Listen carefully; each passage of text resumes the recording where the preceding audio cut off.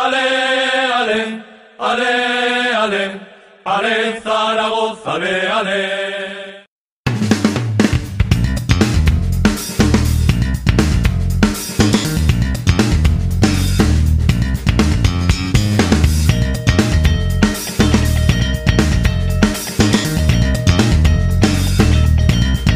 Muy buenas tardes a todos.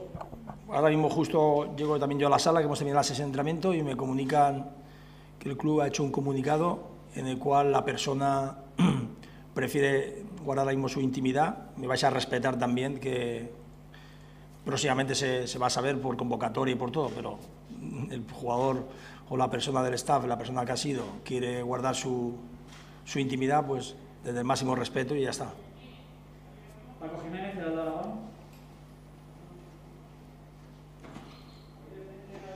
Buenas tardes, Juan Ignacio. Hay preocupación porque este positivo en las próximas horas pueda multiplicarse por el hecho de que el equipo ha venido trabajando en absoluta normalidad precisamente hasta hoy. Es inevitable y evidente la pregunta, es inevitable y evidente que esta pandemia es muy traicionera y es cierto que nosotros llevamos desde el día del Mirandés todos los días haciendo prueba. Hoy no hablo por mi persona y cada vez que yo me haga sé que los jugadores también se la hacen, ¿no? Seguiremos tocando madera porque, como dice el doctor, muchas veces en 24 horas estas cosas, pero en principio nadie está exento, pero sí que estamos con la certeza de que ahora mismo solamente ha habido un caso, que es el que ha comunicado el club. Yo espero que se quede ahí. Mañana podamos viajar todos los que entren en la convocatoria, que la estamos preparando después de la rueda de prensa. Juan Carlos Lluvero, Madrid, Zaragoza.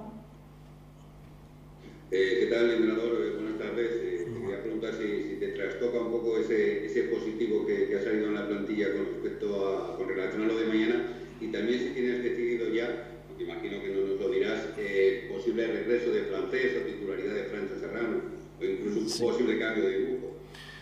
Sí, son varias preguntas en una misma. Referente a lo del positivo, yo creo que no nos va a trastornar mucho. Lo que me comentaba anteriormente con Paco también a la pregunta, esperando que en la convocatoria estemos todos. Referente a las dudas que estás comentando.